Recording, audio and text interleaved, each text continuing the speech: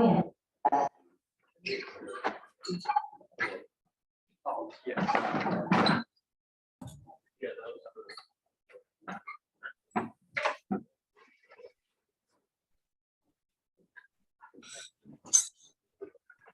already checked out. You haven't checked it yet. This is the first day.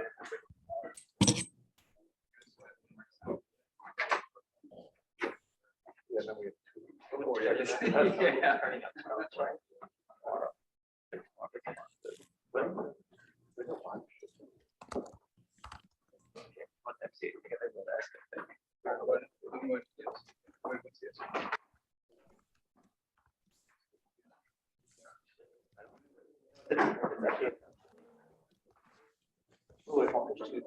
first one is the 4.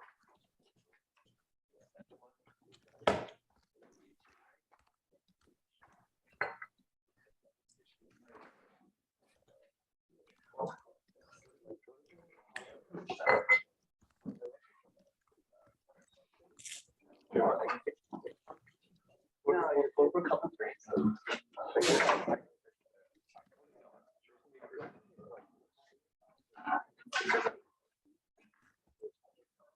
Oh, go out.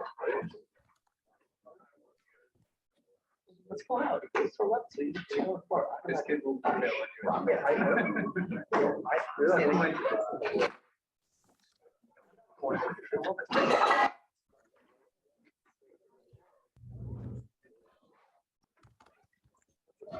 yeah.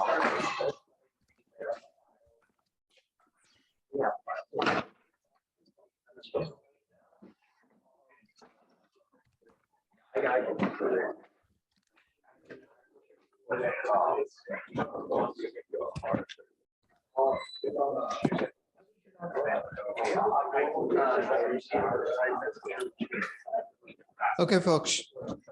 Reminder, your quiz is a week from today. So I'll send out the review session. The past quiz is actually after class today. And I did send the email out about the final exam because there still seemed to be some confusion. The scheduled date based on the Stern website is the 16th, which is in the second week of finals week. But there will be an early option on the 12th. It'll be an in-person option. So I will put up a sign-up sheet for that. And if you have to take the class, the final exam virtually for whatever reason, I'd prefer that you not. But if you have to, I'll set up a sign-up sheet for that as well. So there'll be 2 sign-up sheets, one for the early final, so I know how big a room to get, and the other for the virtual exam, which will be on the 16th. I can't give 2 virtual exams because it'll make too many balls up in the air. Okay? The final project is due on May 9th, which is the last day of class by the end of the day. It doesn't have to be before class, but by the end of the day. Okay? So with that in place, let's talk about designing the perfect debt. We started on this process, right? The first question so if you're a company and say, what's the perfect debt for me? The first question I'm going to ask you is, what kind of projects do you have? And if your projects are long-term, as in the case of Boeing, I said, go with long-term debt. And if your projects are shorter term, which is going to be true for most technology companies, then you're going to go with shorter term debt. Second question I ask you is, what currency your cash flows in? The idea being that if your cash flows are primarily in dollars, your debt should be primarily in dollars. If your cash flows are primarily in Indonesian rupiah, your debt should be in Indonesian rupiah. Now, as we go through this, you might say that that's not practical. I can't do that. We'll talk about what to do if you cannot design here we're just saying, if there were no constraints, what would the perfect debt be like? And then I asked you, how does inflation affect you as a company? And the question I was asking is, what kind of pricing power do you have as a company? And I said that might have implications for whether you should use fixed rate or floating rate debt. Let's see what. If you have pricing power, what can you do? If inflation is high, you can pass the inflation through into your prices. When inflation rises, remember what happens to interest rates. If you take a floating rate bond, here's what you do. You might take a 20-year bond, but the interest rate gets reset every year. Based on what? Something, prime, LIBOR, 10-year bond rate, something out there that you can observe. So floating rate bond, the interest rates change every year. And here's why having pricing power makes you a much better candidate for floating rate debt. And right now there's talk that inflation could stay high, right? Let's suppose that turns out to be true, that next year, inflation stays at 10% or 8.5%. You know what's going to happen to T-bond rates. Already the market is reflecting that fear. T-bond rates have risen. If inflation stays at 8.5%, T-bond rates are going to continue to rise. And in fact, all interest rates are going to rise with or without the Fed. This has nothing to do with the Fed. It's got to do with the fact that people buying these bonds have to price in the inflation. So if inflation is high and you've taken a floating rate bond, your interest payments... Yeah, it's the apartment building. Your interest payments are also going to be high. If you have pricing power, not a big deal, right? You can pass it through to your customers, you're going to be okay. But if you don't have pricing power, think of why floating rate debt is so dangerous for you. You go out and borrow the money, inflation goes up, your interest payments go up. But since you cannot pass that inflation through to your customers, you get squeezed. Take an example of a business with almost no pricing power. Let's take the airline business. Long time because of competition. I mean, they're starting to reclaim some pricing power with no pricing power, unless you act in collusion. If you're an airline and you take floating rate debt and inflation goes up, you're dead in the water. You can't pass it through to your customers. Your income will stay depressed, but your expenses will go up. So if you have pricing power, you're much better positioned to take floating rate debt. If you don't have pricing power, it's better to stay with fixed rate debt. Any questions on that component? Because this is now something we're going to be able to observe over the next 2, 3, 4 years if inflation stays high. Then I'm going to ask you, are you a mature company or a growth company? I'm talking about, does your value lie in assets in place, investments you've already made, or does it lie in the future? Why does that matter? Because it's going to drive my choice of whether I use straight debt or convertible debt. Straight debt, you borrow money now, you set an interest rate, you agree to pay the interest rate over time. With convertible debt, you issue debt now with the conversion option where people buying the bonds can convert into shares. Why, if you're a growth company, does convertible debt work in your favor? Yes. Okay, let's break it down. If you have a convertible bond, what's the first thing you're going to see about the coupon rate in a convertible bond?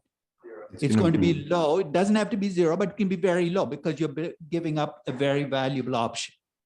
Your interest payments are going to be low right now. You're a growth company. You want interest payments to be low right now because you don't have the cash flows to service a lot of debt. So growth company issues convertible bonds. It gets a benefit of low interest payments. In fact, it even make it a zero coupon convertible bond, in which case your interest payments go to zero. So your cash flows are low right now, but your interest payments are also low. If your growth comes to fruition and you become a more profitable company, guess what's going to happen to that convertible debt? It's going to get converted. It's going to become equity. You can replace it with straight debt. Doesn't mean that a mature company should never issue convertible bonds, but a growth company is much more suited to convertible debt. That's 90% of debt design right there, right? Long-term or short-term. What currency? Fixed rate or floating rate? Straight or convertible? And then I'm going to ask you a final question, which will allow me to even fine-tune the debt further. I'm going to ask you, what else affects your cash flows as a company? You know why I need the answer? Because if you can give me the answer of what else affects your cash flows, maybe I can bring it into your debt. Let me give you 2 specific examples. You're a gold mining company. What's the biggest factor that drives your earnings every year? The price of gold, right? If you borrow money, wouldn't it be nice if your coupon payments were high when gold prices were high? But if gold prices dropped off, your coupon payments also dropped off. In fact, I've just described a gold-linked bond. It was the very first example of what's now a group of bonds or a family of bonds called commodity-linked bonds, where the coupon rate in the commodity is tied to the price of the commodity. Now, how many shale oil companies almost crashed and burned in 2020? Because many of them borrowed money. Oil prices go to $35 a barrel. You can't afford to make those debt payments. Imagine if those same companies had borrowed the money with a link to oil prices. It's not a free lunch. There's something you're giving up here by doing this. But what you get as a benefit is you now get to borrow the money and you don't go bankrupt if commodity prices go down. Here's another example. But a decade, maybe a little bit longer, somebody from this class went to work for for a consulting firm. And one of their clients was Allstate Insurance. So she went through the capital structure spreadsheet for Allstate Insurance, came to the conclusion that Allstate was significantly underlevered. They had a debt ratio of 6%, the optimal was 30%. So she called me to check out a sales pitch. She said, look, I've come up with the analysis. It looks to me like Allstate has too little debt. I'm planning to make my pitch to the Allstate board or management about this. I knew exactly what she was walking into, but I decided she had to find out for herself. I said, call me after you've made the pitch of how it goes. She calls me a week later and she said, I made the pitch, it did not go well. I said, what happened? She said, I got up and I told the management that they had too little debt, they were underlevered. So what did they say? They said, we know. And she then pushed, why aren't you borrowing money? And their answer was, because we're always one disaster away from bankruptcy. You know what the insurance company is worried about, right? You go out and borrow money based on earnings now, you get a Katrina come in the next year, and you have these huge, if you have a really bad hurricane or an earthquake, you'd be paying out billions of dollars in claims. Their argument is we can borrow money based on what we make in a normal year, but we're always one disaster away from a bankruptcy. So I'm going to ask you a question. Is there a way I could design a bond for an insurance company that allows them to borrow money in a normal year, but if there's a disaster, still protects them so they don't go bankrupt? What would I have to build into this bond as protection for the company? You want to try? Some sort of insurance? Or let's make it actually explicit in the debt design. What worries me is if there's a disaster, I'm not going to be able to make the coupon payments, right, that year. What if I could tie the coupon payments and maybe even the principal to whether there is a catastrophe? I could get lawyers to write what, I'd have to be explicit about what a catastrophe is. I might have to say a catastrophe is an earthquake that measures more than 7 on the Richter scale and creates more than 5 billion in damage. A catastrophe is a hurricane that, so essentially I could make this explicit. And if that happens, then coupon payments will be suspended for 2 years or 3 years. And even my interest payments might need to get adjusted. Again, I told you this is not a free lunch. So when I issue a catastrophe bond, what am I giving up as an insurance company? What's going to be true about the interest rate on that bond? It's going to be higher because I'm asking the bond buyer to bear the risk. So I'm not doing this to fool the bond buyer. I'm doing this because it now allows me to borrow money and in the event of a catastrophe, not go bankrupt. Yes? But in those cases, you have like a hybrid or like participating for the in fact, the question is, I'm trying to fit it into bond design, but remember there are a whole host of other ways I can protect. There's a reinsurance business. There's derivatives. There's options. There's futures. You're saying, when should I try to build things into bonds and when should I use these other products? And my answer is very simple. If it's something long-term, you want to build it into your securities. Because doing this ad hoc stuff on the side is always going to be more expensive. But if your exposure is transient, you don't know what it'll look like over time. Maybe you insure different parts of the country in different years. Then you might say, look, rather than build it in the bond and lock myself in, I want the flexibility to be able to go out and use the reinsurance business or the options or futures, or maybe build into some other kind of security. But you need to be clear about, that's why I said, think of this as the perfect bond. And then as you look at the pragmatic choices, you might say, you know what, doesn't make sense to do it. You're saying, why would somebody buy a catastrophe bond? Because, if you look out there, there are always people who think they're experts on things that they're really not experts on. So, have somebody who reads a farmer's almanac and decides they're really good at forecasting hurricanes. So you know what they decide to do? So I know there's going to be no hurricane this year, so I'm going to buy a catastrophe bond. In fact, if you're ever wondering whether people will buy bonds that are narrower, because you're putting them into the bond. If you heard of Bowie bonds, you heard of David Bowie, right? Legendary, rock star, whatever category you want to put him in. Remember the guy with spiky hair? He died a few years ago. In the 1990s, David Bowie had a fight with his record company. And he bought back the rights to all of his music, which left him with a cash flow problem. Rock star, cash flow problem don't go together, because how do you maintain the multiple houses and the multiple cars? So he did something very creative. In fact, he found a banker in New York who did something really creative for him. What the banker did was he took all of Bowie's music, he bundled up in a portfolio, issued bonds against that portfolio with a catch, which is if you bought a Bowie bond and David Bowie sold 5 platinum records, remember those days, it wasn't streaming music, it was actually selling records, your interest rate would be 15%. But if tomorrow we all woke up and said, David Bowie, I don't want to buy his music, and nobody bought his music, the coupon rate actually dropped to 0%. If people will buy Bowie bonds, why wouldn't they buy catastrophe bonds? No? It'll make the bond market a lot more interesting if you had Bowie bonds and Madonna bonds and Beyonce bonds. It'll be, it'd be more fun. But in a sense, what you're doing is you're putting into the bonds all the things you worry about. So the end game here is you want to design that perfectly matches your company. And this is what I find surprising. How many companies turn this debt design over to the bankers? They want Goldman Sachs. I mean, who knows your business better, you or Goldman Sachs? And I'll tell you something, there's an incentive problem if you let a banker come and tell you what the right kind of debt for you is. Because guess what the banker is always going to pull out of his or her arsenal? Not the right debt for you, but whatever debt gives them the biggest payoff. They're not being bad people. They're taking care of their interests. It's your job as a company to design the perfect debt for you. And maybe the banker can then come and tell you about the practical limitations of what you're doing and perhaps give you alternatives. So any questions on debt design? So I want you to already start thinking about your company and your project.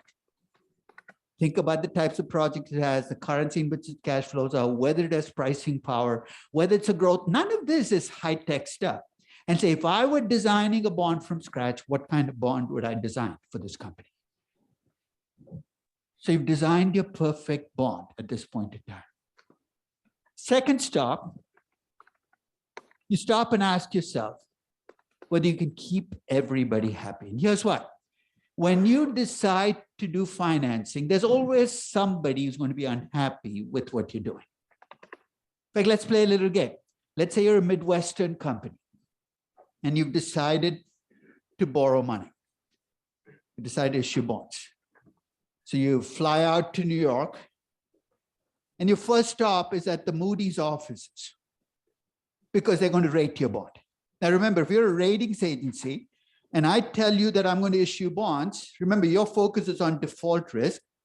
So what is it going to do to my default risk when I tell you I'm going to issue bonds? What are you going to do to my rating? At least look to see whether you should lower my rating, right? Because my default risk goes up. So if you're the bond analyst, you don't like the fact that I'm issuing debt, or if you're Moody's, and you lower my ratings because my default risk goes up. You're saying, so what? I go in the afternoon to the equity research analyst and I tell them, look, I'm going to be issuing bonds. And they're actually happy because what's your alternative issuing bonds? You issue shares, that creates dilution, and dilution is this bogeyman. They don't like it. So the ratings agencies don't like it when you issue debt. The equity research analysts like it when you do. And if you're a regulated company, much of regulatory capital is built around equity. So when you issue debt, it makes them more nervous. You have different groups with very different incentives. Wouldn't it be neat if you could issue a financing that keeps all these groups happy? It's kind of almost impossible to do, right? You want something that behaves differently with each group. It's in fact something that banks have kept trying to do for the last 50 years, is try to come up with securities that play different roles with different groups. I'll give you an example. In the early 1990s, a group of bankers in New York invented a security called trust preferred stock. Now, I'll tell you what trust preferred stock looks like, and you can tell me what you would. Oh, I'll come back to the tax code. You'll tell me where you put it in the larger scheme of things. Trust preferred stock has a fixed dividend. Okay.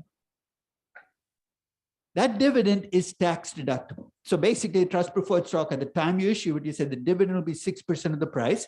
The dividend is tax deductible. And if you fail to pay that dividend, you've got to give these trust preferred shareholders voting rights.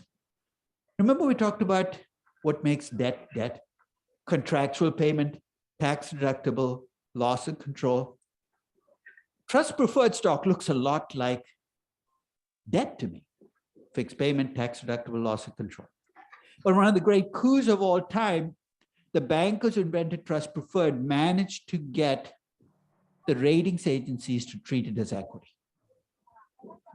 I talked to one of the people on the committee that classified as equity, and I said, why would you guys do this? Why would you take something that looks so much like debt and call it equity? He gave me two reasons, one incredibly stupid and one mildly stupid. I'll give you the incredibly stupid reason first. He said it was called preferred stock. I said, really? That's all? So why don't I go on a renaming convention, take everything on my balance sheet, I'll just rename it. I no longer have bank loans. We call them bank preferred stock. Just make it equity. That's incredibly stupid reason, in case you're wondering. The second reason he gave did have a little bit more basis. Trust preferred stock doesn't have a finite maturity. It's a perpetual security. He said, debt usually has a finite maturity. Equity is the security which lasts forever. Because it didn't have a finite maturity, we decided to treat it as equity. You see the flaw in that reasoning? If you remember last session, I talked about Boeing issuing 100-year bonds. And I said Disney also did. If you bought a 100-year bond, do you expect to be around to collect the face value of the bond? You might be an incredibly optimistic person. Say, look, I live to be 125, but there's zero chance I'm going to be around to collect the bond. You see where I'm going? Once you issue 100-year bonds, you might as well make them 500-year bonds. In fact, why stop at 500? Why not make them perpetual bonds? The British and the Canadian governments used to have bonds called console bonds. Bonds that essentially had no finite maturity. They lasted forever. So if your definition of debt is it has to have a finite maturity, you know what I'm going to do? If I'm a company that issues long-term debt, I'm going to make all my debt perpetual debt. I might have to pay a slightly higher interest rate to do it. But guess what I get as a payoff? Your rating for me is going to be AAA because you're going to treat all of it as equity. So this is a trick that companies and bankers try. The problem is the end game when you play these games or these tricks is to fool the ratings agency, because that's what you're doing. Eventually, you got to remember that your game is not, I mean, you might evade the ratings agency. They might give you a high rating, but if you're issuing something that looks like that, you better treat it as that. So trust preferred was not treated as debt by the ratings agency, but you've entered into a fixed commitment. You got to make those payments no matter what. And if you don't have the cash flows to service them, you are going to get in trouble. Your only consolation price would be that you go bankrupt with a really, really good rating. I don't know whether that's anything you can take to the banks. Look, I was AA rated when I went bankrupt. But this isn't a game. But unfortunately, it becomes one. And if you carry this to its nth degree, you get Enron. I was watching a documentary on Enron. I was on a long flight, had nothing else to watch. So I was watching this, and this guy called Andy Fastow was the CFO of Enron. So of course, Enron had a lot of bad guys involved. But it's my belief that in 2000 or 1999, just before Enron blew up, if you walked into Enron's offices and asked Andy Fastow, how much money does Enron owe? He wouldn't have known the answer. You know why? Because he created so many special purpose entities to separate Enron from its own debt that he probably lost track of how much money. And that's a very dangerous place for any business to be. If you don't know how much you borrowed, how the heck do you run the company? And how do you deal with the fact that you might have borrowed too much? So if you think about designing the perfect debt and you're trying to pass this, you want to make sure that you do it in a sensible way. So if you want to modify your perfect debt to make it more palatable to the other groups, maybe there's a component you can put in the debt that'll give you a higher rating. I'm all in favor of doing that, but don't make this about fooling the ratings agency, because you might fool them, but end up going bankrupt, and that's not much of a consolation prize. There's one step that I did skip.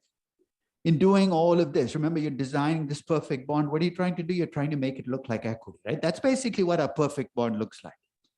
In fact, if you've done a really good job at it, the IRS might take a look at this and say, you know what, that's not debt, that's equity, in which case all of your work is down the drain.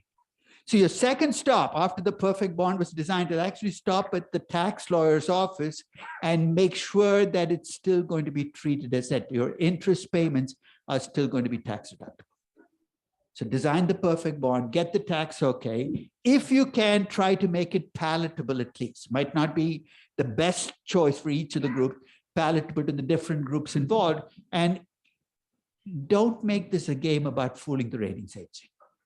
In fact, if you carry this point about doing what's right for you, not what fools the ratings agency, let's take trust preferred and focus on it.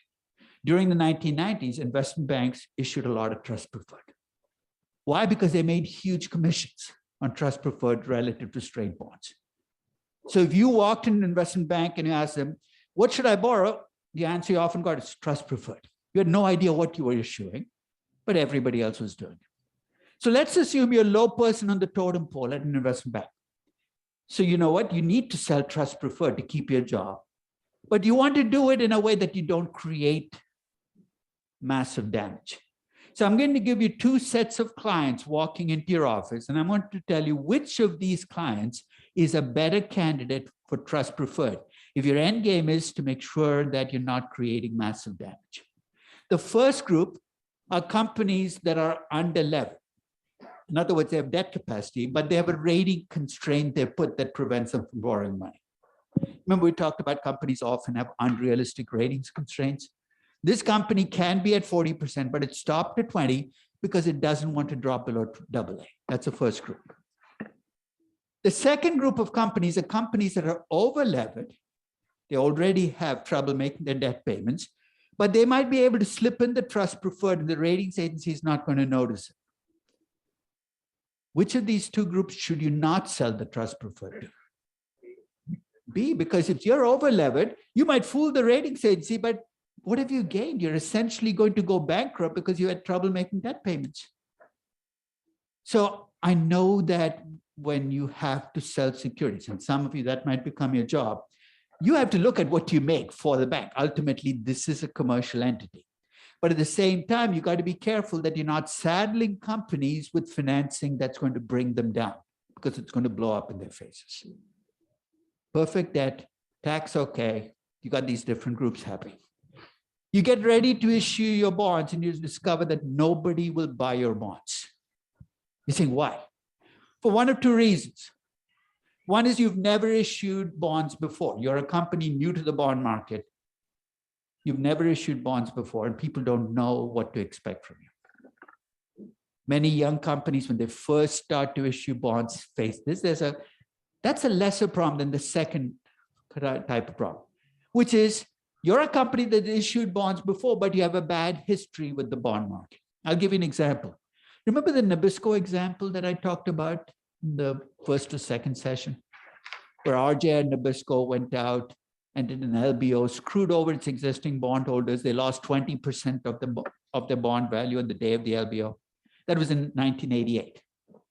About 3 years later, Nabisco, which had been taken private, went back public again. It decided to issue bonds. And it ran into a problem. Nobody wanted to buy Nabisco bonds. Can you blame them? These are bond market investors in the bond market who were burnt once, and they say, why would I buy your bonds?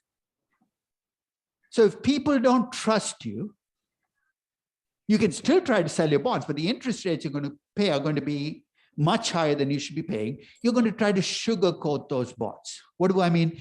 Basically, you've got to build in protections for bondholders so they're willing to. You're not doing this out of the goodness of your heart. You're doing it because this is the only way people buy your bonds. So let's look at some of the things you can add to your bonds to make them more palatable to bondholders. In the Nabisco example, what got you into trouble was when you bought the Nabisco bonds, they were AA rated. After the LBO, they became BB rated, but you still got paid coupons based on a AA rating. In other words, your coupon rate was not adjusted when they became this massively riskier company. If I could adjust your coupon rate to what the rating is, you see what I mean by that? If I do an LBO and I become a BB rated company, what if I adjusted your coupon rate from 3% to 7%? I'm making you whole again. In the late 1980s, Merrill Lynch created rating sensitive bonds, where basically the coupon rate adjusted. Why did they do it? Not again because of the goodness of the hearts, because this was the only way people would buy bonds in companies who were worried about the possibility of a leveraged buyout. You can make your bonds convertible. You're saying, why would that help me as a bondholder? If you own convertible bonds in Nabisco at the time the LBO was announced, you know what your protection is, right? You'd have converted your bonds, who you're going to rip off now. Essentially, it gives the bondholders a stake in the equity, reduces the expropriation.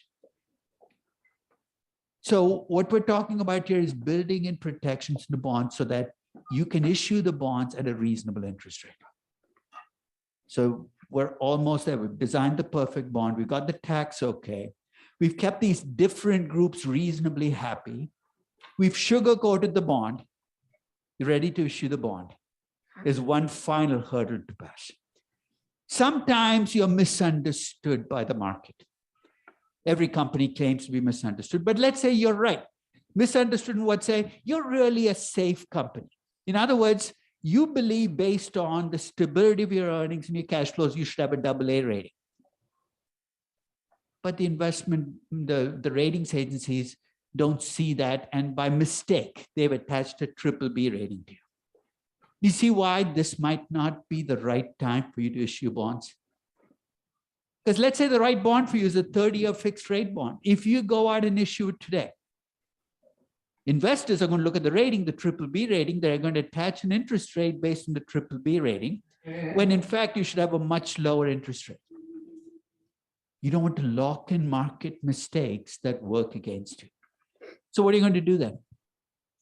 You can either use short-term financing and try to convince the ratings agency that their rating is wrong and hope that you succeed, or choose not to borrow money, at least for the moment. But what if the market mistake is in your favor? You know what I mean by in your favor? Let's say you should really be a BBB rated company, but the ratings agencies have screwed up and given you a AA rating. You know what you're going to be tempted to do, right? The market is overestimating your rating or underestimating your risk. You're going to go issue debt till it, essentially even debt you don't need. You're going to raise a lot of capital, and you're taking advantage of a market mistake. And this is part of a bigger question. Should companies take advantage of market mistakes? We've talked about bonds. On stocks, you know what formed the stakes, right? If you're a tech company and your fair value, so let's say you're the CFO of the company, you've looked at your future potential, you come up with an assessment of $25 per share, but the market is attaching $100 per share to your stock price. The question I'm asking is, should you go out and raise equity from the market? After all, it's not your fault. They've screwed up. Should you take advantage of market mistakes that work in your favor? What do you think? Because this is not an abstraction. It's a question that, especially in the last few years, many younger tech companies, I'm sure, have had to face. Is should you try to go out and take advantage of market mistakes if they're in your favor? Yes? You're in need of funds As CFO, I I'm- would certainly do it. In other words, if you need the funds, I think you should, because it's not your fault, right? In a sense, it's not your job to talk the stock price down. In fact, you'd probably run into all kinds of legal issues if you tried to do that. If you need the funds for projects and investments, of course you should. But what if you don't? What if you really have enough funds for those? Should you go out and take advantage of market mistakes? And if you do, what have you done? Have you created value for your shareholders? It depends on who you define as shareholders. For your existing shareholders, you've created value by transferring wealth from the people who buy shares. So in a sense, you've transferred wealth. You haven't created wealth. And the problem with value transfers is 1 year from now, when you look out at your shareholder group, you know what you're going to see, right? 40% of your existing shareholders are going to be happy about what you did. The remaining 60% came in, and the truth plays out and your stock price goes to 25. They're going to be incredibly pissed off that you took advantage of that. So I think your advice is a good one. If you really need the money to take projects, of course you should go out and raise the money. But if you don't need the money, don't make this again a game where you try to take advantage of market mistakes, raise capital you don't need, because all that does is creates value transfer. And worse, once you have the cash and you don't need it, you're tempted to do stupid things, right? You do acquisitions, you take bad investments. So it happened to telecom companies in the late 1990s. The stock market was booming. They were getting these big prices. They raised capital that they did not need, and then they threw it all away. They spent money on things they shouldn't be spending on. So that's the process by which you design debt. Don't be intimidated by this page. I just put the previous 5 pages together and essentially describe the process of debt design. Start with your company, design the perfect debt, get the tax okay, take care of these different groups pulling in different directions. If you're not trusted, sugarcoat the debt, and then issue the debt, making sure you don't lock in market mistakes that work against you. This isn't rocket science. A company should be able to do this. In fact, companies are better off doing this themselves rather than having an investment bank tell them what to do. Because you know your company far better than any banker could. And you can design debt that matches what you need. Yes. Quick question. So in the case of equity, if you're raising equity and pricing from issue, Yeah. you take advantage and put that in project. But in the case of issuing debt, if the rating you realize is synthetic, is incorrect, then aren't you essentially? I'm not saying borrow more than you can afford to, but I'm just saying that let's say that you don't need the debt right now. You're borrowing the money. You can still afford to make the debt payments even at a fair market rate, right? But you're now getting it at a discount. You're effectively taking advantage. That adds to your value as a company. You're transferring wealth from the banker to you, or from the bond buyer to you. And that, I think, is from a fiduciary responsibility standpoint, you're saying, you know what? My job is to protect my shareholders, and I'm essentially taking advantage of your lending mistake. And there have been periods where people have lent money at too low a rate. Between 2005 and 2007, I think banks consistently lend money to risky entities at too low a rate. And of course, the whole thing blew up in 2008, taking the rest of the economy down with it. But I think, again, it's if you have to take projects, it's not your obligation to protect other groups that are willing to provide you capital. If you don't have to take projects, I think the responsibility becomes greater, whether you should be trying to do that. My advice is, if you don't need it, don't do it. Yeah.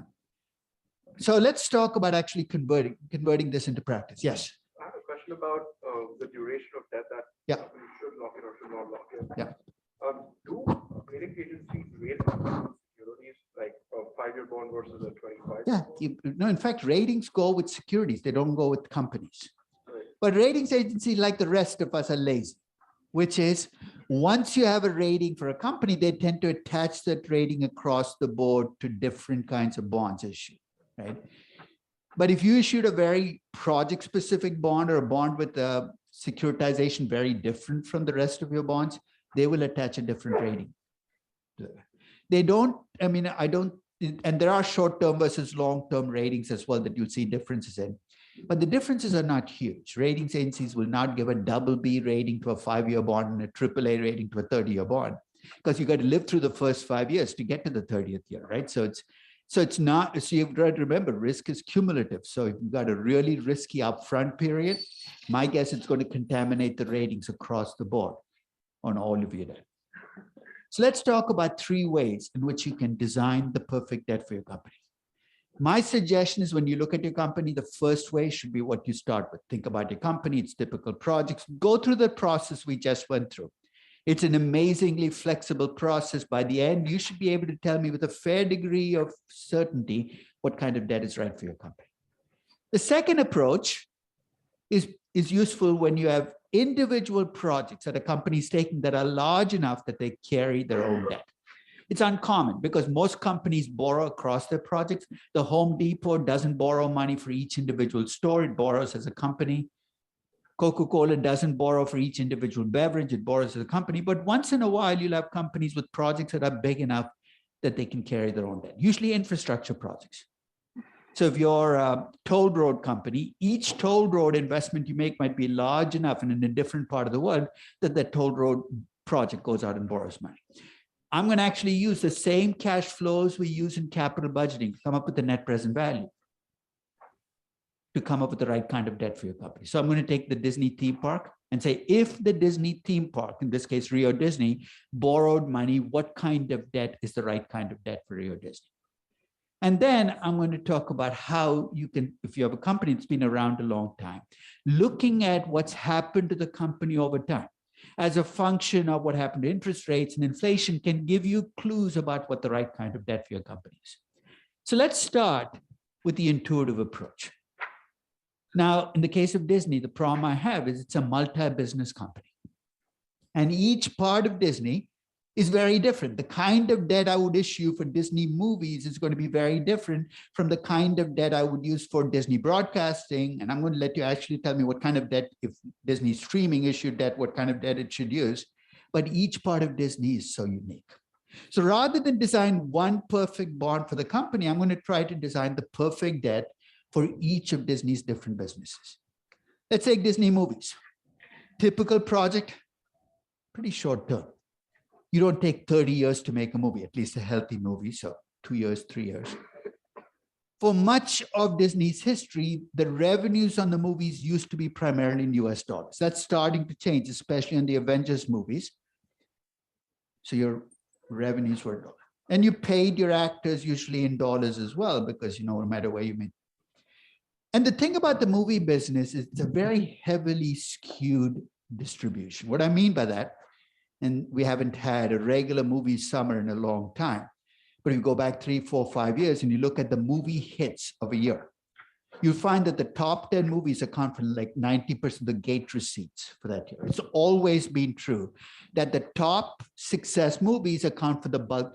In fact, the typical movie loses money, the median movie, but the winners make so much money that the overall business can still be a good business. It's a heavily skewed. So projects are short-term, primarily in dollars, and you've got this skewed payoff. If you are designing the perfect debt for a movie company, now Disney is much more than a movie, but let's say you're designing debt for Lionsgate, right? Movie company that makes it through. Think about the kind of debt you would design. Probably be short-term.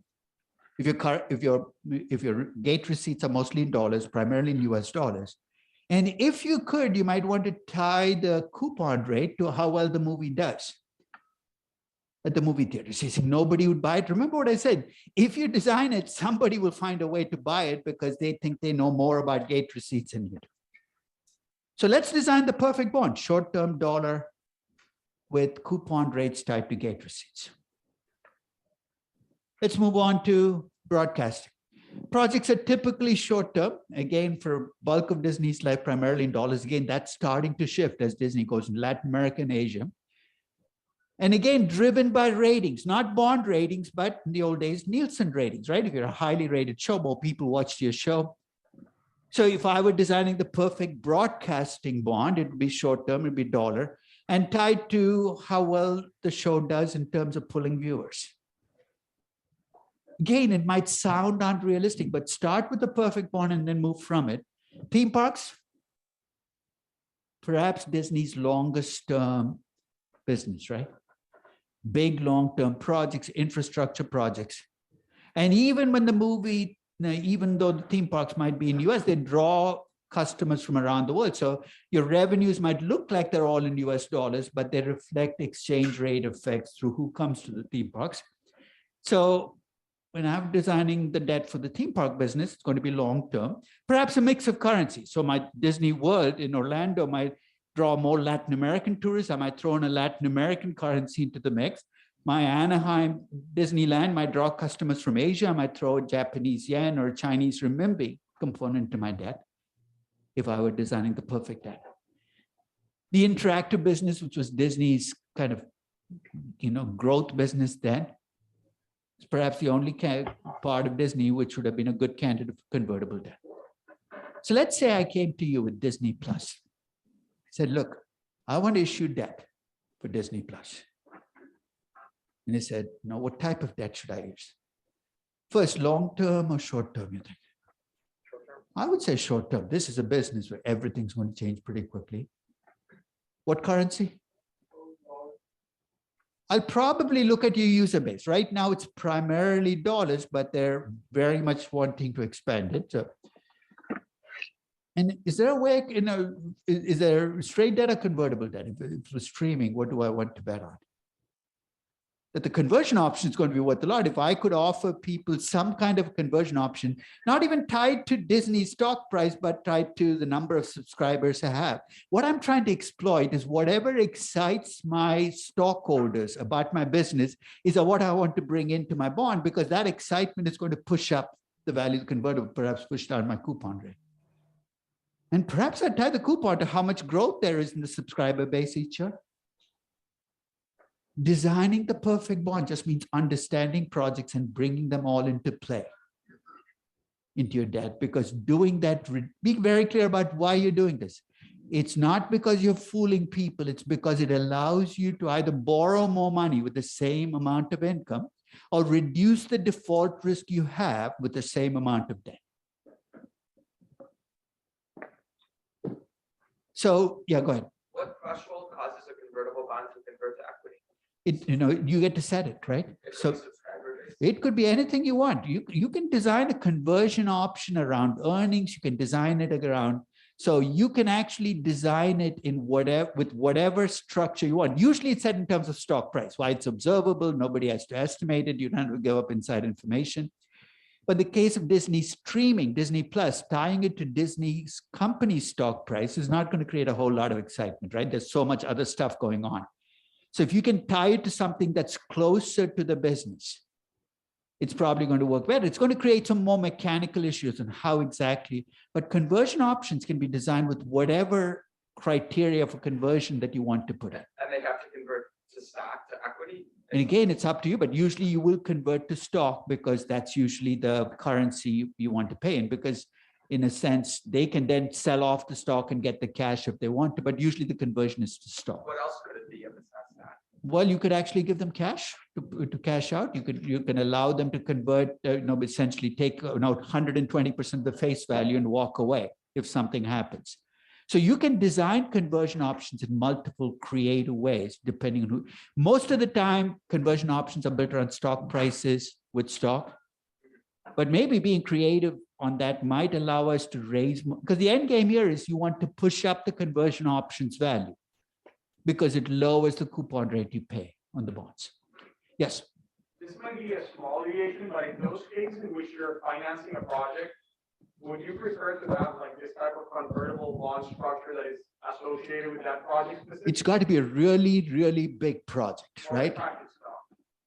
Well, tracking stock will just give you equity in it, right? So it's a different, there are lots of different ways you can exploit the excitement. You can issue tracking stock, but that's really, it's not a debt. So if this were a discussion about how do I raise capital, maybe tracking stock will do it and you can ignore the debt part completely, right? So in some cases, when you look at a convertible, it's almost all equity. The more the conversion option becomes as a percent of the bond, really you're issuing an equity option you're trying to raise from, and you're trying to exploit the fact that people are willing to pay a lot for that option. So what I'd like you to do actually for your company is take your company, look at its projects, and design your debt. And at least start with the basics, long-term or short-term, fixed rate or floating rate. You're saying, how do I know my company has pricing power? I'll give you a quantitative way you can do it. But with your companies, you probably have a pretty good sense. Does Coca-Cola have pricing power? Yes, that's what brand names give you, pricing power. So if you have a company, at least take a look at whether you can make that judgment on pricing power without having to go through numerical backing for it. And whether it's straight or convertible depends on whether your company is a growth company or a mature company, and that too should be pretty visible. And if you want to get creative, this is the place to get creative. To ask yourself, in my company, what is the key driver of earnings and cash flows? And if you can find that and bring that into your debt, you've at least created the basis for the perfect bond. You can come back then and say, well, that's not practical, I'm going to do something else. But that's the first step in this process. Let's talk about more specific, more quantitative ways of designing the perfect debt. As I said, in most companies, projects don't get to borrow their own money because the company finds it more efficient, more economically sensible to borrow money against a portfolio of projects, right? So if you take 100 projects over the course of a year, rather than borrow on each project, you borrow against a portfolio of projects. But once in a while, you might have a project big enough that it deserves its own financing. And it actually might be in the company's best interest to set the project apart from the company. So let's take the Disney theme park. If these numbers don't look familiar, go back and look 200 pages ago in bracket 1. These are exactly the cash flows I used to compute the net present value of the project. If you remember, the net present value I got was, so I stopped in that column. 3.3 billion was my net present value. What I've done here is actually something you'd see in fixed income math, but almost never in capital budgeting. You know what duration is for a bond, right? The duration for a bond is a rough measure of when the cash flows on the bond come due. Or put differently, it's also a measure of how sensitive your bond price is to changes in interest rate. Multiple readings. But there is a version of duration called Macaulay duration. It's the simplest version of duration. And actually, to compute Macaulay duration, here's what you do. You take the present values you computed for your capital budgeting, and you multiply each present value by when the cash flow comes in. So of course, year 0, you get 0. Year 1, minus 922 times 1, minus 7. So you're saying, what does that give me? If you take the sum of the last column, 62,355, and divide it by the net present value, you get a rough measure of the duration of this project.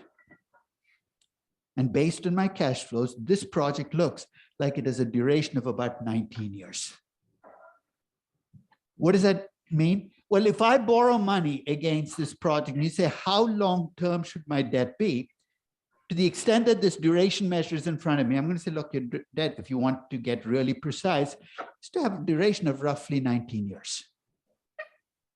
Remember, a 30-year bond has about a 19-year duration because bonds have coupons, or coupons pull down the duration. So if you can get the present value for a project, you can actually take one additional step and actually tell me what the typical duration for this project is and use that as the basis for borrowing money. Now do you see why this approach is so lightly used? Not only do you have to have standalone projects, but they have to be really big relative to the company for this to even make sense as your way of borrowing money. But big infrastructure projects, you have the capital budgeting cash flows, you can convert them to duration with this one extra step. Okay. Which brings me to a third and final way of designing the perfect debt. Now, what did we say? If you have pricing power, you can issue floating rate debt. If you worry about inflation, but when you have a company like Disney that's been around a long time, if I asked you, does Disney have pricing power? How is Disney affected by interest rates? How is Disney affected by exchange rates? I shouldn't be waving my hands, right? I have a history of Disney as a company. And in this page, I collected that history. Going back to 1985, I've collected the operating income each year. I've collected the enterprise value each year. And I've computed the percentage changes in both. What am I trying to do? I'm trying to look at Disney's history and saying, looking at good years and bad years. So if you're a company with a lot of history, and some of you don't. So if you have a company with only 3 years of history, this is not going to work. But if a company 10, 15, 20 years of history, of the history of the company, you're saying, what are you going to do with this? I also collected macroeconomic data for each year.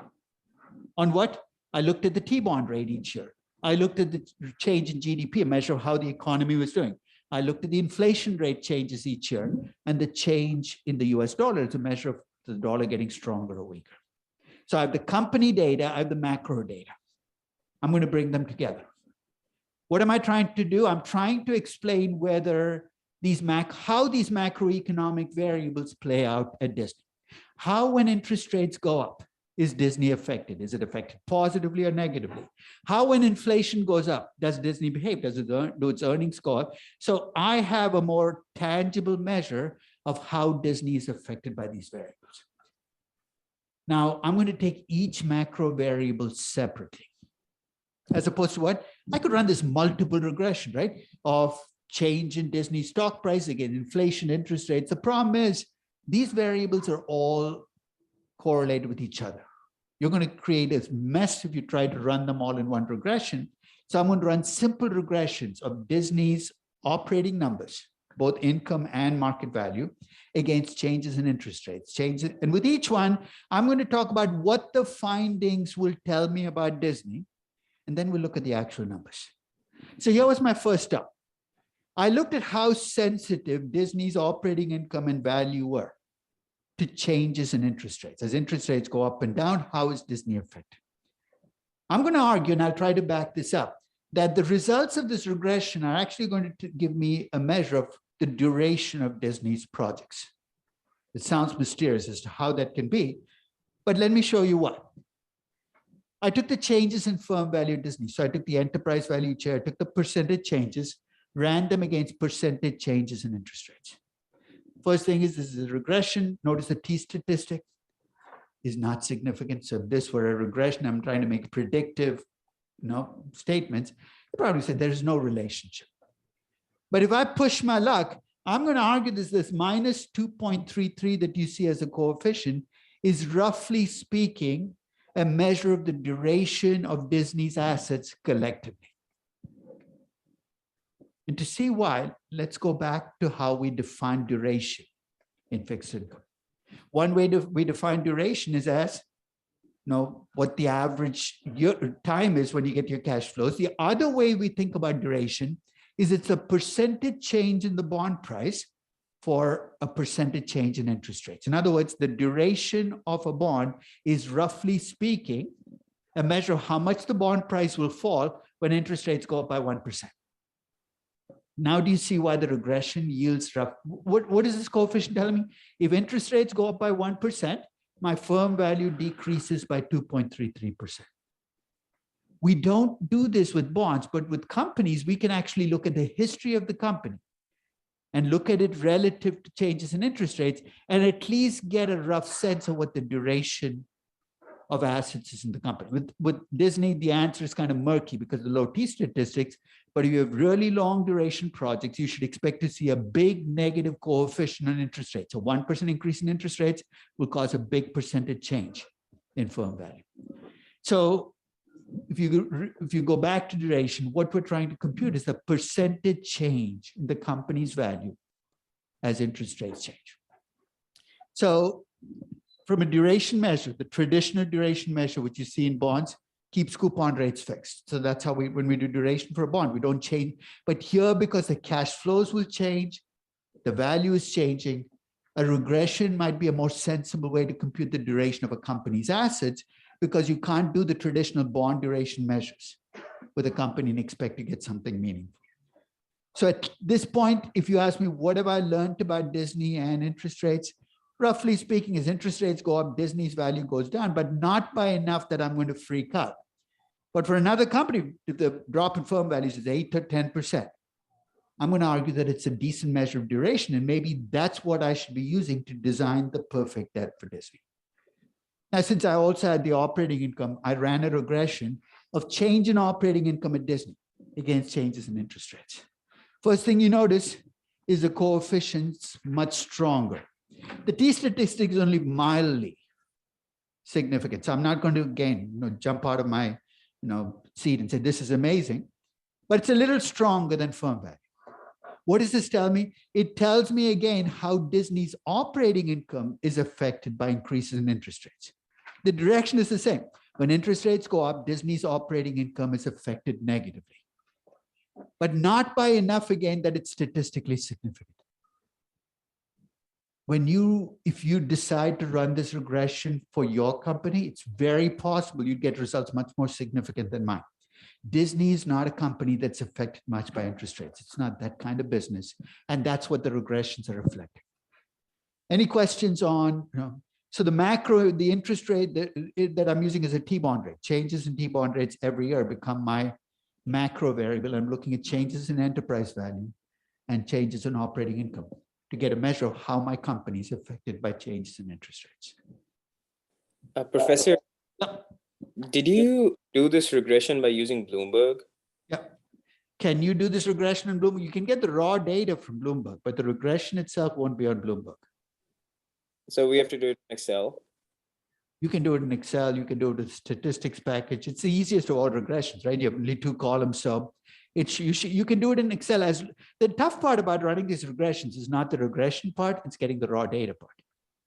Okay, The macro data you can get easily, but for your company, getting the raw data is going to be impossible if it's been around only 3 or 5 years. So the bigger constraint here is how long has your company been around and how much has it changed over that period? Okay, thank you. The second regression I ran was of change in firm value and change in operating income at Disney against changes in real GDP. What am I trying to capture here? Changes in real GDP tell me how the economy is doing. When it's a big positive number, the economy is doing well. When it's a low number or a negative number, the economy is not doing well. So when I run a regression of my company's changes in firm value and operating income against this number, I'm getting a measure of how cyclical my company is, how sensitive my company is to changes in the real economy. Why does it matter? If I have a more cyclical company, I need to be more cautious about how much I borrow. Why? Because my earnings are going to be up and down. I can't borrow based on last year's income. So it's good to know, is my company more sensitive to the economy? What do you think? Before I show you the results, do you think Disney's firm value and operating income are going to be sensitive to the economy? Okay. It is. I mean, you can see the T statistics now are significant. Disney's operating income and firm value are affected by the economy. That didn't used to be true. When it was a pure theme park business, Disney tended to be a little less sensitive. As it's become more of a broader entertainment business, it's become more sensitive. So at least in the case of Disney, you can say, this is a company that is sensitive to the economy. How is it going to factor into debt design? I need to be a little more cautious. So when the optimal is 40, I might stop at 30 because of that cyclicality. What kinds of companies would you expect to see almost no sensitivity to the real GDP? Grocery stores, for instance. Are there companies where you could get a negative coefficient on this, where it's actually counter-cyclical? Funeral homes, I don't know. You can think of morbid thoughts about what kinds of businesses benefit when the economy is in a recession. So it's not always positive. Not all companies are sensitive to the economy. Factor those in. Then I looked at how sensitive Disney's operating income and enterprise value were to the measure I use for current. The problem with currencies is you have exchange rates against different currencies. The dollar can strengthen against the yen and weaken against the euro. So what I used is this Federal Reserve measure of weighted dollar. What it is a trade-weighted measure of all these different exchange rates, one composite number. I saved myself the trouble. I could have run this regression against the dollar-euro exchange rate, the dollar-yen exchange rate, but by taking this composite number, I'm asking, as the dollar gets stronger, does Disney benefit or lose from a stronger dollar? Kind of a generic question, right? You can ask that for any company. So I'm going to take the percentage changes at Disney against percentage changes in the dollar. If the coefficient is positive, it tells me that a stronger dollar is good for Disney. If the coefficient is 0, it tells me that Disney is unaffected by exchange rates. If the coefficient is negative, a stronger dollar actually hurts Disney. Again, I'm going to ask you your priors. Don't look at the next page. Do you think Disney as a company is hurt or helped by a stronger dollar? It's hurt, I think, because of the fact that so much of its revenues still are in the US, and it draws people from around the world. And when the dollar gets stronger, it becomes more expensive for Brazilians to fly out to Orlando to go to Disney World. You'll have fewer people maybe buying the same products. That might be changing over time as Disney becomes more international. So this is 2013. I should try to update these numbers to see if the changes at Disney have altered it. But you're absolutely right. The change in firm value, though the T statistic on the change in firm value is not significant, but operating income is definitely affected negatively by a stronger dollar. So let's see where we are. Disney is relatively unaffected by interest rates. Disney looks like it's cyclical, and Disney looks like it's at least hurt an operating income level by a stronger dollar. What does that mean? I have to be careful about how I construct. If I borrow everything in dollars, I'm going to exacerbate this problem. It's again an argument for, hey, you should have other currencies in your debt component because you're affected by what the dollar does. Which leaves me with one final macro regression. So we looked at interest rates, we looked at exchange rates, we looked at real GDP, I looked at inflation. Again, I'm using the macro data and the company. I'm looking at how sensitive my company is. And again, I'm going to break it up into operating income and enterprise value. What do I learn by running this? If my company has pricing power, what should you expect to see in this regression? A positive coefficient or a negative coefficient? As inflation rises, what should happen to your operating income? It should also rise as in inflation. In other words, if you have pricing power, I should expect to see positive coefficients on both. I get it on both, but again, my operating income is actually much more sensitive to inflation. And since I have to make interest payments out of operating income, not out of enterprise value, this is actually good news. What I'm getting out of this regression is Disney has pricing power, at least in this period that I looked at. And because it has pricing power, it's a much better candidate for issuing floating rate debt. I stopped with those four. But you can see why with your company, you might try something else. If you have an oil company, what's a logical fifth variable to add in there? Throw the level of oil prices. Right? If you're an insurance company, there's actually a database of catastrophe claims that happen every year. Take the numbers that you think matter to your company. The data is there. This is low level data. This is not big data. This is really small data. I'm looking at it. But with the data that we have, we can ask and answer these questions on companies. Professor, sorry. Yeah. What does it mean for debt to be in mixed currencies? Is the coupon rate pay out different? No, you just issue debt in different currencies. So basically issue debt in euros. So Disney can issue bonds in the euro market. So you don't want to create melded currency bonds. Though there are cases where people have done this. There are companies that issue debt where the coupons are paid in one currency, the face value is paid in a different currency. It's a complete mess when you mix currencies. You just go out and issue debt in a different currency. So let's summarize what we've discovered by looking at Disney's relationship with macro data. Collectively, if you believe that interest rate regression, the duration is 2.33 years, but the caveat is the T statistic is really weak. Disney is affected by, it's more cyclical now than it used to be, and now it seems to move with the economy. It's hurt by a stronger dollar, and at least its operating income tends to move with inflation. It has pricing power. So if I believe those four regressions, I'd be issuing debt with a duration of 2.33 years with a mix of currencies. And if I can, throw in a floating rate component in there. That's why these regressions can help, is sometimes they can give you guidance that goes beyond just the intuitive estimate. But in doing all of this, you constantly have to keep your eye on the statistics, right? The T statistics are either not significant or they're mildly significant. There were no T statistics of 15 or 20. So when you have regressions that are noisy, which is what these regressions are, it's a little bit like beta regressions, right? They're noisy. The T statistic is kind of tricky. The standard errors are huge. How do we get around the problem? What do we do with regressions to get around the problem that individual regressions had low R-squareds and T statistics? We took the average across 100. What if I could run this regression across all theme park companies, all movie companies, all broadcasting companies? Instead of giving you just Disney's numbers, what if I could do a bottom-up measure of duration, a bottom-up measure of how sensitive the company is?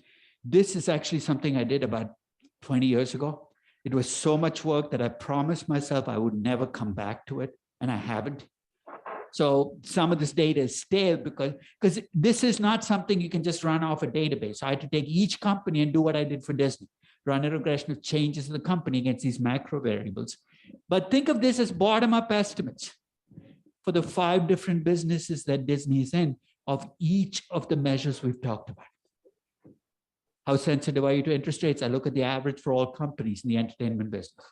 So what you can effectively see is I'm doing in this table what I did with bottom-up betas. I'm getting the coefficient for other companies in each of the businesses and taking a weighted average to come up with the numbers for Disney.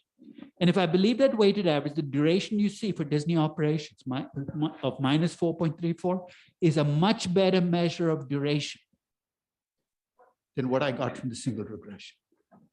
So I'm giving you an out for those of you who either don't want to run these regressions for your company.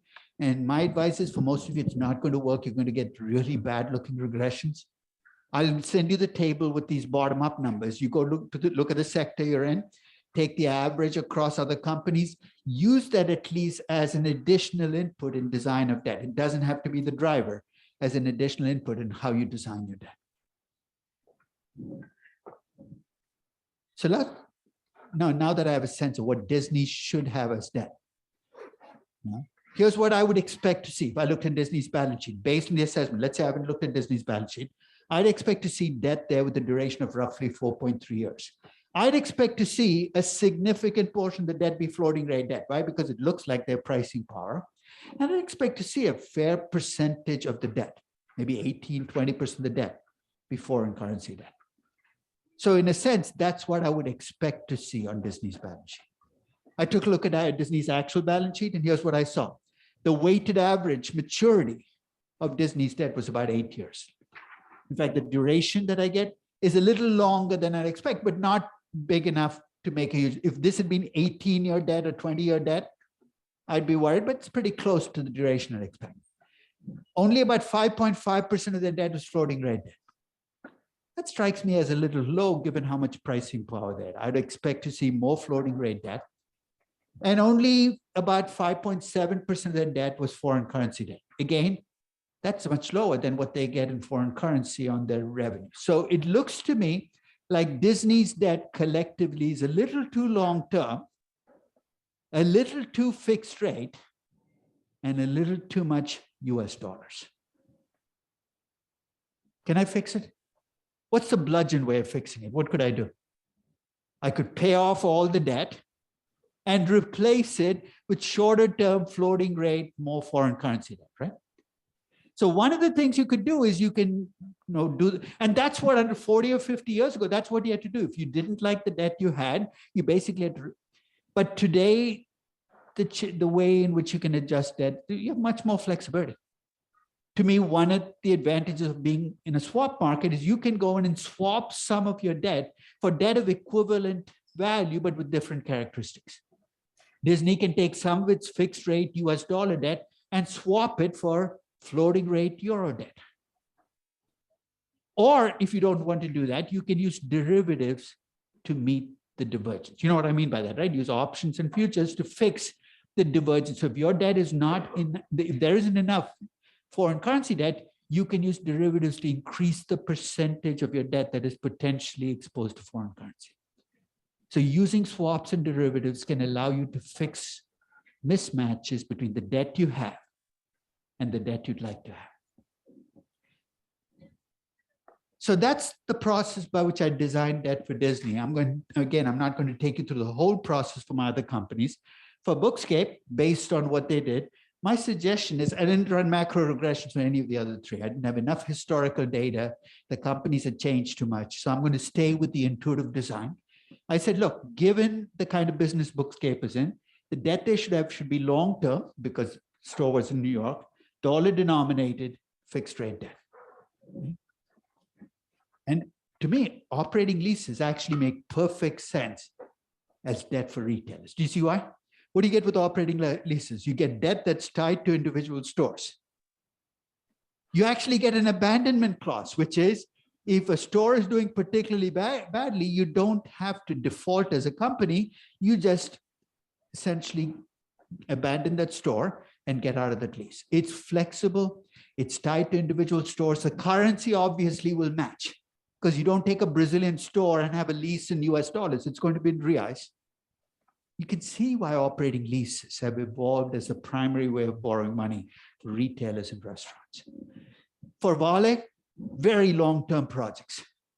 Because they're a commodity company, their revenues are primarily in US dollars. And if I could build in a special feature, it'd probably be if I could tie the coupon rate to iron ore prices. It's a company that's very sensitive to it. Its debt is long-term dollar-denominated debt, but they don't have any debt tied to commodity prices. In fact, I'm surprised how few commodity companies take advantage of this option. Partly because I think they feel they can forecast commodity prices better than the typical investor. They don't want to give away that advantage. And finally, if you look at the existing debt at Vale matched up, maturity, but there's no commodity linked debt. And for Tata Motors, the debt I would expect to see would be medium to long term. It has to build these factories. It used to be primarily in rupees, but given that Jaguar Land Rover is a bigger and bigger part of the company, it's in fact growing as part of the company, as in terms of its, I would expect to see much more foreign currency debt. Tata Motors debt, existing debt is 71 rupees, but that's moving in the right direction. It's far less than it used to be. The rest is euro debt with an average maturity of 5.33 years. So Tata Motors is pretty close to what I'd expect to see in terms of what the right debt for. And finally, Baidu, if I were designing debt from scratch, it's my growth company, it's a tech company. It's the only company in this group where I'd expect to see convertible debt.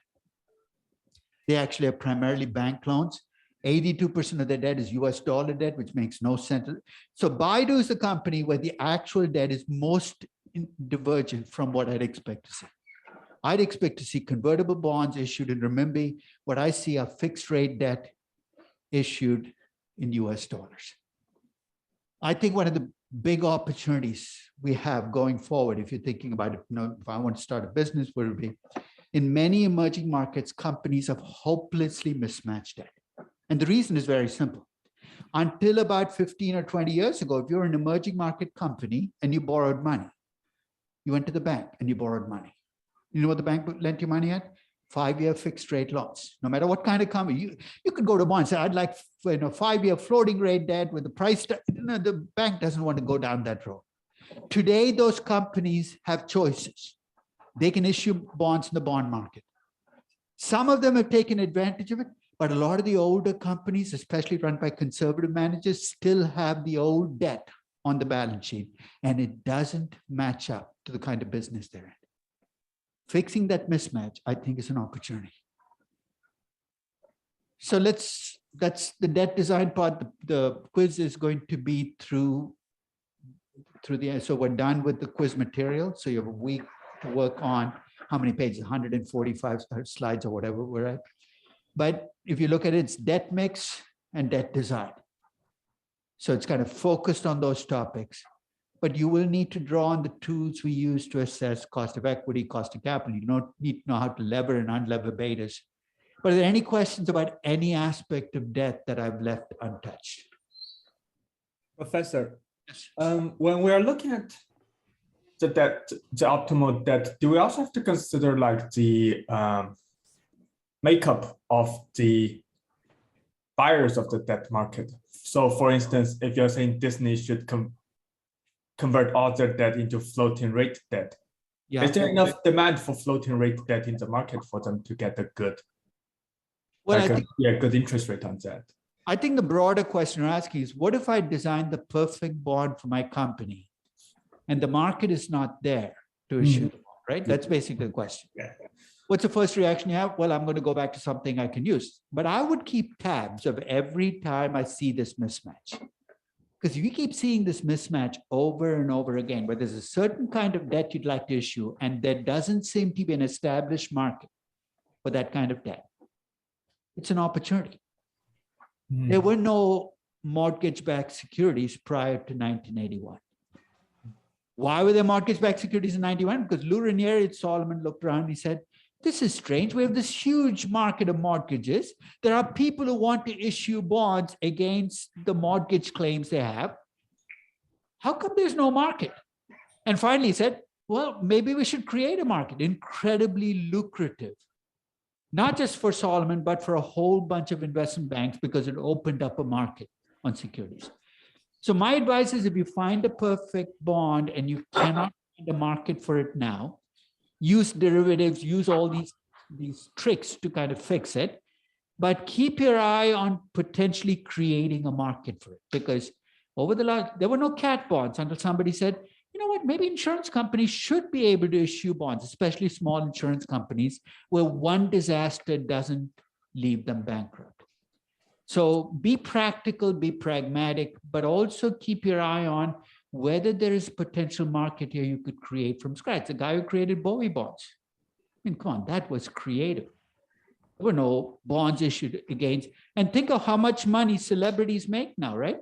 Their income stream is often in terms of 30. I mean, what Jared Cole promised? Too much, I know, after he left after an inning and 2 outs yesterday, like $320 million over 10 years. You could issue some Cole bonds. Try to bankrupt him if you can, because I don't like the guy now. No, but if you were issuing Jared Cole bonds, you'd basically create bonds that essentially reflect his income stream and the fact that after 10 years, the income stream ends. But I would take any kind of income stream and say, if I were issuing bonds against an income stream, what would it look like?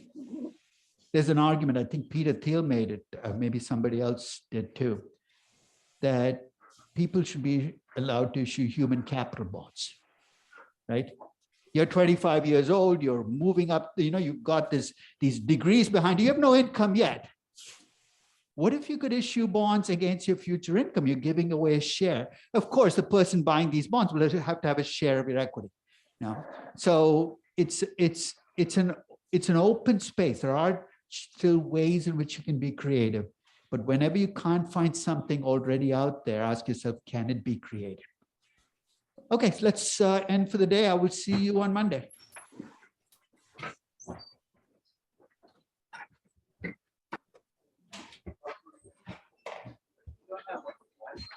Thank you.